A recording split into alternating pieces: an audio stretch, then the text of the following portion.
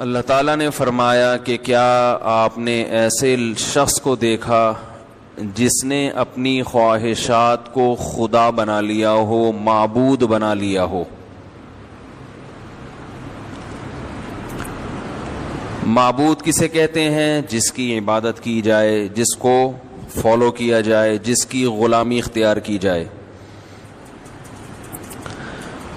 دنیا میں ہر دور میں انسان کا کوئی نہ کوئی معبود رہا ہے، کوئی نہ کوئی معبود رہا ہے، کوئی نہ کوئی خدا رہا ہے۔ جو اللہ کا انکار کرنے والے لوگ ہیں، جو اللہ کو نہیں مانتے بلکہ کسی خدا کو مانتے ہی نہیں ہیں، وہ یہ کہتے ہیں دیکھو یہ تو انسان کی گڑی ہوئی باتیں ہیں کہ کوئی گاڈ ہے۔ انسان کو جب کسی چیز کی لاجک سمجھ میں نہیں آتی تھی تو وہ کس کے کھاتے میں ڈال دیتا تھا؟ خدا کے۔ تو جیسے بہت سارے جھوٹے معبود بہت ساری قوموں نے بنائے، تو عربوں نے بھی ایک بنا لیا اور اس کا نام رکھ لیا اللہ۔ تو انہوں نے یہ دعویٰ کیا کہ جیسے وہ جھوٹے خدا غلط تھے تو عربوں نے بھی ایک خدا بنایا اور اس کا نام رکھ دیا اللہ، تو یہ بھی کیا ہے؟ معاذ اللہ غلط ہے۔ تو یہ کائنات گاڈ لیس ہے۔ یہ میری اپنی بنائی ہوئی انگریزی بھی ہوتی ہے گاڈ لیس، ویسے کچھ لفظ کبھی ڈکشنری میں سنا نہیں ہے، لیکن جب کولیسٹرول فری کوئی چیز ہو سکتی ہے تو گاڈ فری بھی بنانے میں کوئی حرج نہیں ہے نا، خود ہی بنا لو۔ ڈکشنری میں آ جائے گا، اگلا ایڈیشن جب ڈکشنری کا شائع ہوگا تو اس میں گاڈ فری بھی، کیا خیال ہے بھائی؟ آ جائے گا۔ میں تھائی لینڈ میں تھا تو وہاں ایک آدمی سے ملاقات ہوئی، تو میں نے ویسے ہی اسے انٹرویو لینا شروع کیا کہ تمہارا مذہب کیا ہے؟ تو اس نے کہا میں فری تھنکر ہوں، فری تھنکر۔ میں نے یہ لفظ پہلی دفعہ سنا تھا۔ میں نے کہا یہ کیا ہوتا ہے؟ فری کا مطلب تو فری ہے، تھنک سوچ کو کہتے ہیں، تھنکر سوچنے والا۔ تو مجھے کچھ سمجھ میں نہیں آیا، فری تھنکر یعنی کچھ سوچتا ہی نہیں ہے، ہر قسم کی تھنکنگ سے کیا ہے؟ بولو بھائی، فری۔ تو میں نے کہا یہ تو بہت ہی فری ہو رہا ہے، یعنی یہ تو فری ہونے کی انتہا ہو گئی کہ آپ کی کوئی تھنک ہو ہی نہیں۔ تو وہاں مجھے لوگوں نے بتایا کہ ایک تو ہوتا ہے ایتھیسٹ، ایتھیسٹ تو جو اللہ کا انکار کرتا ہے۔ تو فری تھنکر سے اس کی مراد یہ ہے کہ نہ یہ انکار کرتا ہے نہ یہ اقرار، یہ کہتا ہے کوئی نظریہ رکھنا سرے سے ضروری ہے ہی نہیں، کوئی نظریہ کوئی کانسیپٹ رکھو ہی نہیں۔ یعنی اس بحث میں پڑھنے کی کیا ضرورت ہے کہ اللہ ہے یا اللہ نہیں ہے، اس کائنات کو کسی نے بنایا ہے یا بنایا نہیں ہے؟ کیونکہ اگر یہ کہو گے کہ بنایا ہے تو جو انکار کرتے ہیں کہ نہیں بنایا، یہ خود سے بنی ہے، وہ آپ سے بحث میں الجھیں گے۔ اور اگر آپ یہ کہتے ہو کہ اس کائنات کو کسی نے نہیں بنایا، خود سے بنی ہے، تو مذہبی لوگ آپ سے، بولو نا بھائی، بحث کریں گے نا، وہ دلائل سے ثابت کریں گے کہ اللہ ہے، اور آپ کہتے ہو نہیں ہے، تو جو ہے والے ہیں وہ ثابت کریں گے، آپ کہتے ہو کہ ہے، تو جو نہیں والے ہیں وہ ثابت کریں گے۔ تو اپنے آپ کو اس قسم کی تمام ٹینشنوں سے کیا رکھو میرے بھائی، فری ہو کے زندگی گزارو۔ جب کوئی آپ سے آگے پوچھے کہ کوئی اس کائنات کو بنانے والا ہے، آپ کو کیا کرنا ہے بھائی؟ اگر ہے تو کیا کریں؟ کوئی پوچھے کہ نہیں ہے تو بھائی ہم یہ بھی نہیں کہتے نہیں ہے، ہوگا تو ہوگا، نہیں ہے تو نہیں۔ تو ہم نے کیا کرنا ہے بھائی؟ ہم نے یہ کرنا ہے کہ میرا پیٹ کیسے بھرے گا، میرے بچوں کا پیٹ کیسے بھرے گا۔ لائف کو ہم انجوائے، بولنے کوئی پابندی نہیں ہے بھائی، ہم نے مزے کی زندگی گزارنی ہے، کیونکہ ان کا یہ کانسیپٹ ہے کہ جو اللہ کو مانتے ہیں وہ بھی پیٹ کی فکر کرتے ہیں، جو نہیں مانتے، بولو نا، وہ بھی پیٹ کی فکر کرتے ہیں۔ جو خدا کو مانتے ہیں وہ بھی کھانے پینے کی فکر کرتے ہیں، جاب تلاش کرتے ہیں، ترقی کی کوشش کرتے ہیں۔ جو نہیں مانتے وہ بھی ترقی کی کوشش۔ تو کرنا کیا ہے؟ تو اسے کیا کہتے ہیں؟ تمام قسم کی تھنکنگ سے فری. تو یہ ہیں فکر لیس لوگ. انہیں کیا کہیں گے؟ فکر لیس. انہیں کوئی ٹینشن سرے سے ہے ہی نہیں. وہ الگ بات ہے کہ سب سے زیادہ ٹینشن میں یہی ہوتے ہیں, سب سے زیادہ ٹینشن میں یہی ہوتے ہیں. اس لیے کہ جب اللہ کو اپنی ڈکشنری سے نکال دیا تو پھر انسان کے سامنے اندھیرے ہیں, اندھیرے. اسے گائیڈنس ہی نہیں ہوتی, اسے پتہ ہی نہیں چلتا صحیح کیا ہے غلط کیا ہے, میں غلط کر رہا ہوں میں صحیح کر رہا ہوں. ہر چیز میں وہ عقل سے فیصلہ کرے گا اور عقل اس کو تباہ و برباد کر دے گی, کیونکہ عقل سے بہت ساری چیزیں حل نہیں ہوتی. دیکھو یہ میں مثال سے سمجھاتا ہوں. موضوع میرا کیا ہوتا ہے کہیں اور چل پڑتے ہیں, لیکن چلو دعا یہ کی ہوتی ہے اللہ جس چیز میں لوگوں کو زیادہ فائدہ ہو ادھر ہی لے چل ہمیں. کیا خیال ہے بھائی؟ دیکھو اس کی مثال ہے, آپ کا ارادہ تھا سوراب گوٹ پہ تکے کھانے کا.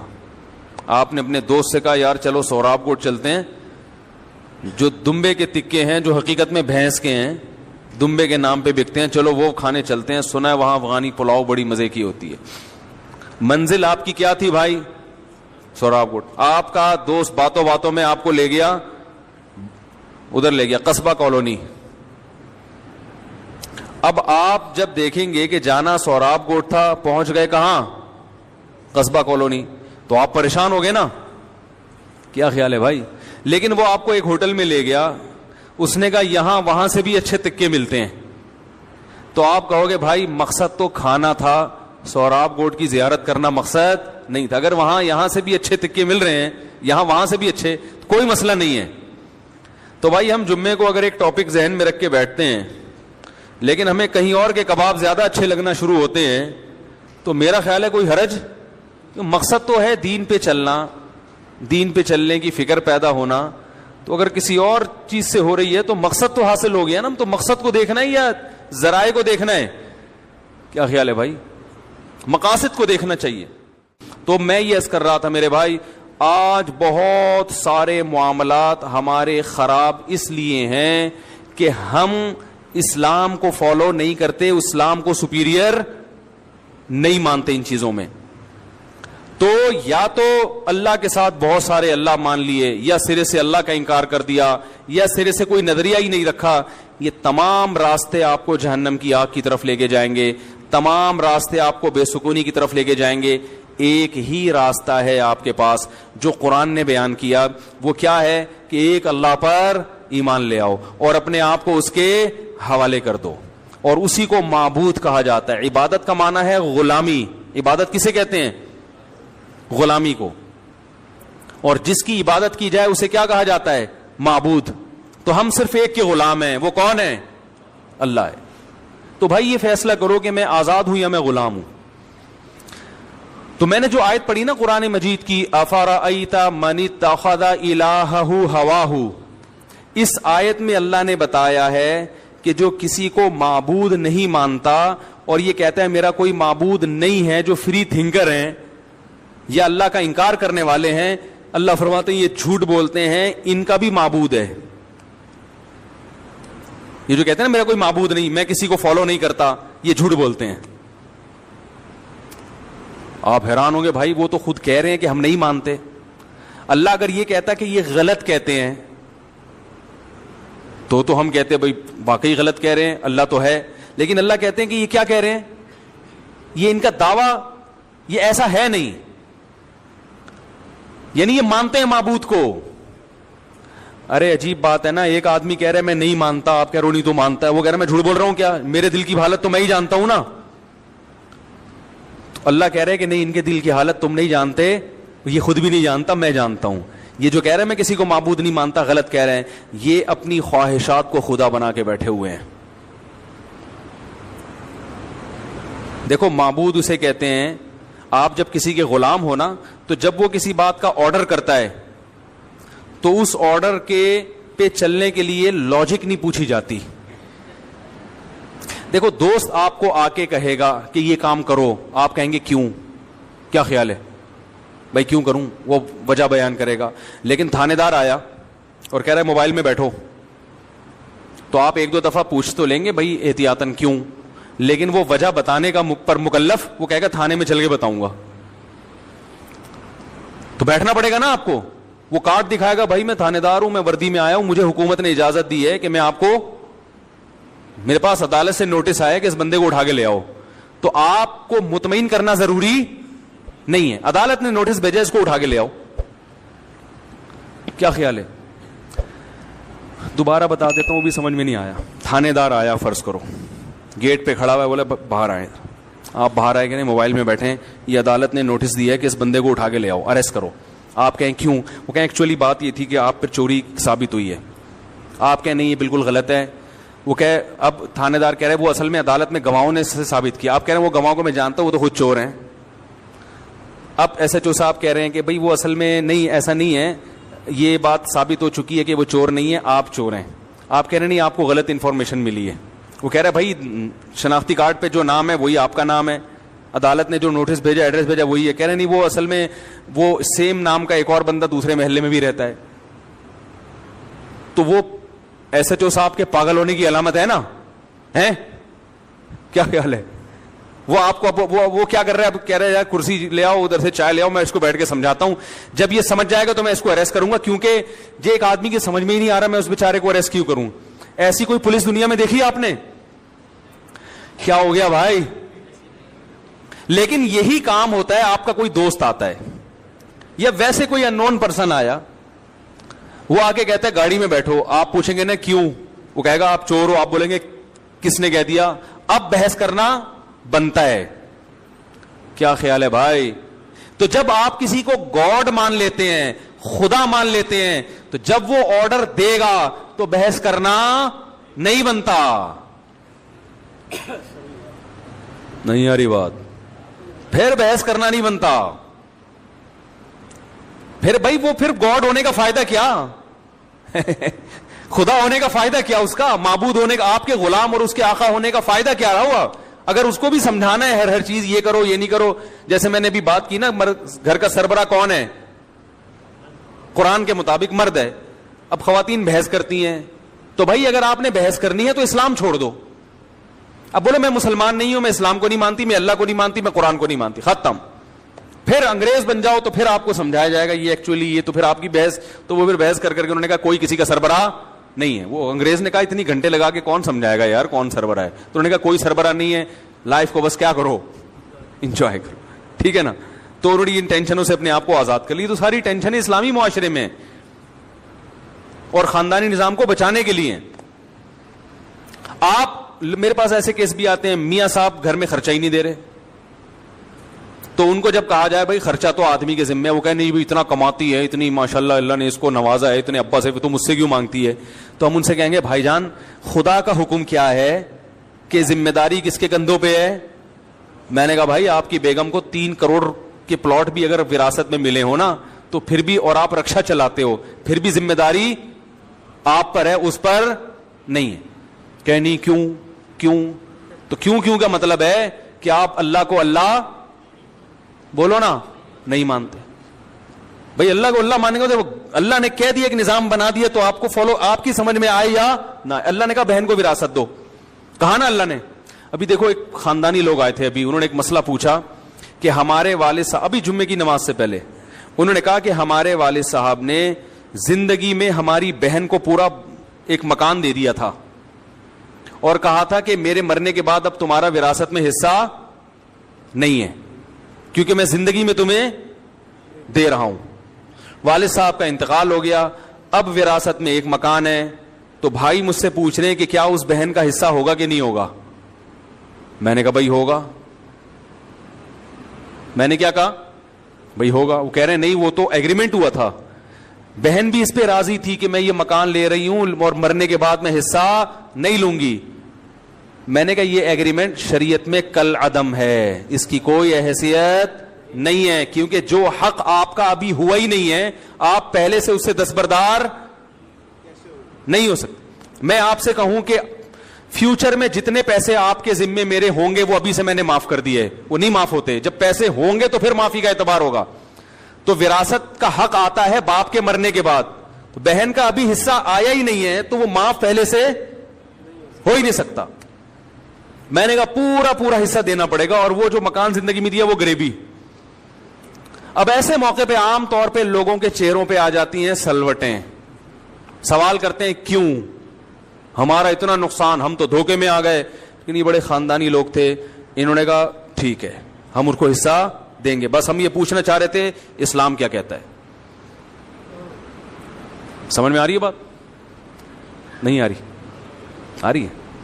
تو بھائی اللہ کا مطلب ہی یہی ہے کہ جب ایک بات اللہ نے کہہ دی وراثت کے, تو اللہ نے قرآن میں اصول بیان کر دیے نا کہ مرنے کے بعد ہے, وہ زندگی میں نہیں ہے.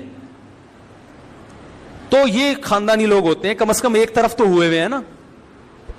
ایک ہمارا تو پتہ ہی نہیں چل رہا کہ کدھر ہیں ہم لوگ, ہیں کیا. ایک بحث لامتناہی شروع ہو جاتی ہے.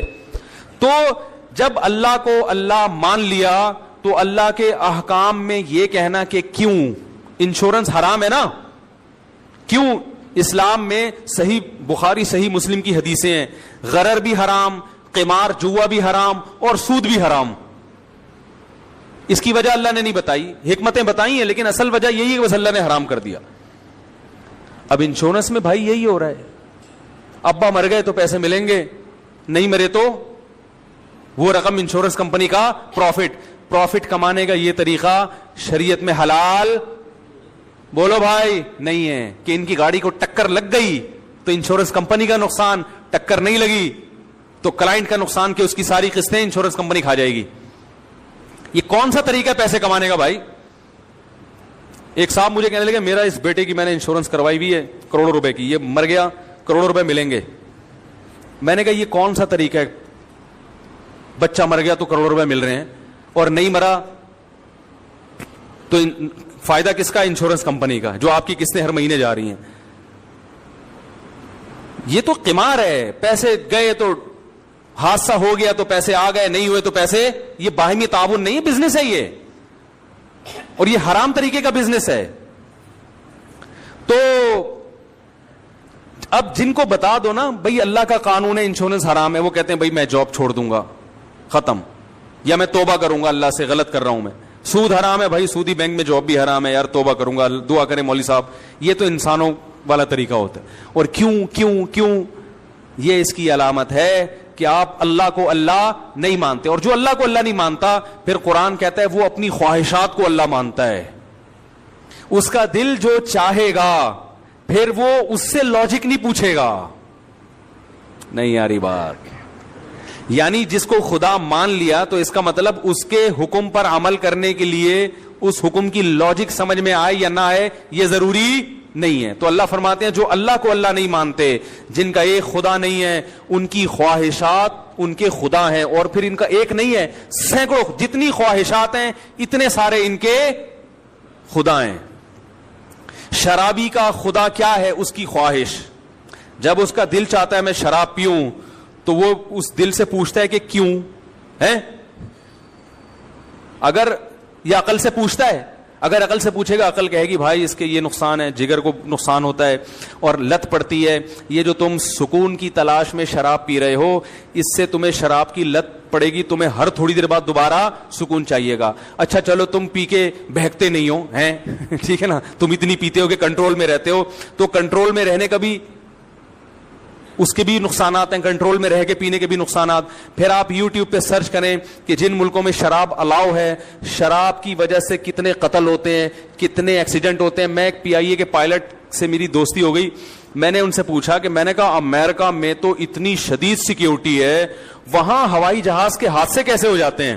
وہ تو اتنے ایکوریسی کا وہاں کا سسٹم ہے. چلو ہمارے ہاں ٹرین ادھر سے ادھر ٹکرا گئی کیونکہ وہ جو کھینچنے والا تھا وہ اتفاق سے زیادہ گٹکا کھا لیا تھا اس نے, یا وہ سو گیا تھا, اور اس کو یہ بھی پتا تھا کہ ٹرینوں کو آپس میں ٹکرا دو کیس ویس کچھ بھی نہیں بنے گا. تو بہت کچھ ہو جاتا ہے نا, وہ چیچڑے اڑا دو, یہ کر دو, وہ کر دو, تو کتا سامنے آ گیا ہے بھائی کیا خیال. تو ہمارے یہاں تو بہت کچھ ہو رہا ہے, ان کے یہاں اتنا ایسی دھاندلی نہیں ہوتی. ہمارے یہاں تو وہ جو جہاز گرا تھا نا جس میں جنید جمشید شہید ہو گئے, مجھے ایک پی آئی اے کے عملے کے کسی شخص نے بتایا کہ پہلے بتا دیا گیا تھا کہ اس کا انجن صحیح نہیں ہے, یہ گر سکتا ہے, اس کے باوجود وہ جہاز اڑایا گیا ہے. یار دنیا میں کہیں ایسی دھاندلی ہوتی ہے بھائی؟ بتایا اور پھر کیس بھی نہیں بنا کوئی. یعنی یہ اس سے بڑا جرم ہے, یہ اس سے بڑا جرم ہے. وہ اوپن ہی نہیں کیا گیا پبلک کے سامنے کہ یہ جہاز گرا کیوں. وہ بلیک باکس ہوتا ہے نا, اس میں تو ساری ریکارڈنگ ہے, وہ یہاں کھلا ہی نہیں ہے, کوئی پوچھنے والا نہیں ہے. تو کیا کہہ رہا تھا میں, یہ کہاں سے بات آ گئی؟ ہاں میں یہ کہہ رہا تھا, تو میں نے وہ پائلٹ سے پوچھا, میں نے کہا یار وہ امریکہ میں اتنے جہاز جو وہاں بھی ظاہر گر جاتے ہیں, انہوں نے کہا وہاں زیادہ تر حادثات ہوتے ہیں پینے کی وجہ سے. حالانکہ پینے کے بعد ٹیسٹ ہوتا ہے, زیادہ تو نہیں پی رہی, اس کے باوجود بہت کچھ ہو جاتا ہے. پی کے پتہ ہی نہیں کہ پائلٹ کو وہ ایک چرسی سے کسی نے پوچھا نا کہ ہم نے سنا ہے کہ تم لوگ چرس پی کے تمہیں ایسا لگتا ہے جیسے ہم چاند پہ ہیں, کیا ایسا ہی ہے؟ اس نے کہا تو ابھی کہاں بیٹھا ہوں میں, ہے بھائی ابھی کہاں بیٹھا ہوں, ابھی چاند پہ ہی تو بیٹھا ہوں. کیا ہوا ہے؟ اچھا اچھا اچھا اچھا, یہ پہلے بتاتے نا. لندن میں اجتماع ہو رہا ہے بھائی, تبلیغی اجتماع ہو رہا ہے.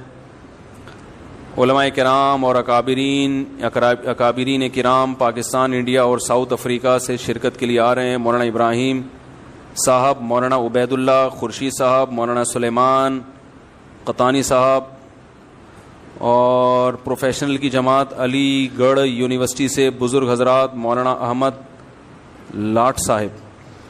تو لندن میں اجتماع ہو رہی ہے لندن والوں کے لیے. انہوں نے کہا تھا کہ تبلیغ والوں نے تو نہیں کہا, تبلیغ والے اعلان نہیں کرواتے, وہ کہتے ہیں بس اخپل طریقے سے تبلیغ کرتے رہو, اسی سے جتنا ہو جائے. تو ایک ہمارے ساتھی اصرار کر رہے تھے کہ اعلان کر دیں لندن میں اجتماع ہو رہا ہے. بھائی لندن والوں سے تمام حضرات سے گزارش ہے ٹھیک ہے کہ اجتماع میں زیادہ سے زیادہ شریک ہو. تو غیر مسلم ممالک میں تو زیادہ انسان کو ضرورت ہوتی ہے کہ ایسی کسی گیدرنگ میں شریک ہو. تو بات کو سمیٹ کے ختم کرتا ہوں. تو اب شراب پینے والا شراب پہ 10 قسم کے لیبل لگا لے گا اچھائی کے. وہ اس لیے لگا رہا ہے کہ اس نے اپنی خواہش کو اپنا خدا, اس کی خواہش کہہ رہی ہے پیو, تو بھائی سمجھ میں آئے نہ آئے کرنا کیا ہے, بولو نا, پینا ہے. جو زنا کرنے والا ہے اس کی سمجھ میں آئے نہ آئے اس نے زنا کرنا ہے, کیونکہ خواہش کو خدا بنا لیا اس نے. جس نے چوری کرنی ہے وہ چوری کرتا ہے.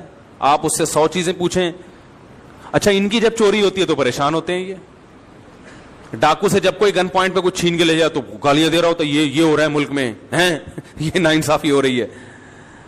تو یہ جب اپنے ماں باپ کے ساتھ برا سلوک کرتے ہیں تو اس کو جائز قرار دے دیتے ہیں, لیکن ان کا چھوٹا بھائی بھی ان سے بدتمیزی سے بات کرے تو ان کا میٹر گھوم جاتا ہے. تو جو اللہ کو رب نہیں بناتا وہ کس کو خدا بناتا ہے بھائی؟ وہ خواہشات. تو یہ خواہشات ہیں جن کے پیچھے دنیا چل رہی ہے. تو انہی لوگوں کے بارے میں قرآن نے کہا اولئک کالانعام, یہ جانوروں اور چوپایوں کی طرح ہیں, کیونکہ خواہشات کو خدا جانور بناتا ہے, انسان نہیں بنا. جانور کا جب جو دل چاہے گا نا اس کی لاجک نہیں دیکھتا. آپ دیکھیں درندے کیسے جانوروں کو بے دردی سے کھاتے ہیں. جنگل میں آپ دیکھیں کہ کسی جانور کا شکار کیا, انسان جب جانور کاٹتا ہے چھری گلے پہ چلائے گا اس کے, تاکہ تکلیف کم سے کم ہو, بلڈ نکلے تو جلدی اس کی روح نکل جائے. لیکن جانور جب کسی کو کاٹتے ہیں تو کچھ تو گردن سے پکڑتے ہیں, کچھ جہاں سے آ جائے بس پکڑ کے چیر پھاڑ شروع کر دیتے ہیں. تو ان کو اپنی خواہشات پوری کرنی ہے, تبھی ان کو درندے کہا جاتا ہے. انہیں کسی میں رحم یا کوئی ایسا جذبہ نہیں ہے ان کے اندر. اس لیے اللہ نے فرمایا کہ جو اپنی خواہشات کو پورا کرتے ہیں اولئک کالانعام, یہ جانوروں کی طرح چوپایوں کی طرح, بل ہم اضل, بلکہ ان سے بھی زیادہ بدتر, کیونکہ اس کو تو اللہ نے سمجھ دی ہے, انہیں سمجھ نہیں دی. یہ تو مہذب ہے, وہ مہذب نہیں ہے. تو اللہ کی نظر میں خواہشات کے پیچھے چلنے والا گدھوں اور کتوں سے بدتر, چاہے وہ 3 پیس اور سوٹ اور ٹائی میں کیوں نہ گھومے. ہمارے ہاں انسان کی عزت کا معیار اس کا لباس اور دولت بن چکی ہے. اچھا سوٹ ہوگا, لباس اچھا ہوگا, گاڑی اچھی ہوگی, لوگ کہتے ہیں ماشاءاللہ بڑا اچھا انسان ہے بھائی, اس کے ساتھ رشتے بھی کریں گے, اس کے ساتھ دوستی بھی کریں گے. رکشے اور ٹماٹر بیچنے والوں کو لوگ اچھا انسان نہیں سمجھتے. اور جو سچ بول رہا ہوگا, اپنی خواہشات کو خدا نہیں بنایا, ایک نظریاتی انسان ہے, ایک ویژن ہے اس کا, اس ویژن کو سامنے رکھ کر زندگی, اور ویژن اچھا صحیح ویژن ہے, اس کو سامنے رکھ کر زندگی گزار رہا ہے, تو میرے بھائی اس کو لوگ اچھا انسان نہیں سمجھتے. وہ اس کی غربت کو دیکھتے ہیں, اس کے کپڑوں کو دیکھتے ہیں, اور اس کی جو ہے نا جہالت کو دیکھتے ہیں. جہالت سے مراد جس کو عرف میں جہالت, حالانکہ وہ شریعت کی نظر میں وہ پڑھا لکھا ہے. پی ایچ ڈی ڈاکٹر وہ شریعت کی نظر میں پڑھا لکھا نہیں ہے اگر وہ چور ہے تو, اور ایک جاہل آدمی وہ شریعت کی نظر میں پڑھا لکھا ہے اگر وہ چور نہیں ہے. تو یہ آخرت کا جو معاملہ ہے میرے بھائی, جس میں یہ فیصلہ ہوگا کہ اچھا کون ہے برا کون ہے, اس کا معیار بالکل ہی الگ ہے. یہ بالکل ہی ایک الگ کیٹیگری میں لوگ جو ہے نا ڈیوائڈ ہو جائیں گے قیامت کے دن. تبھی قرآن کہتا ہے بہت سے چہرے سیاہ ہوں گے مگر سفید ہو جائیں گے, بہت سے سفید چہرے سیاہ ہو جائیں گے. بہت سے لوگ جو دنیا میں ذلیل تھے وہ آخرت میں عزت دار بن جائیں گے, بہت سے جو دنیا میں عزت دار تھے وہ آخرت میں ذلیل ہو جائیں گے. اللہ تعالی ہمیں اللہ کو صحیح طرح سے ماننے اور اللہ کی صحیح طرح سے ماننے کی توفیق عطا فرمائے. سبحانک اللہم و بحمدک نشہد ان لا الہ الا انت نستغفرک و نتوب الیک.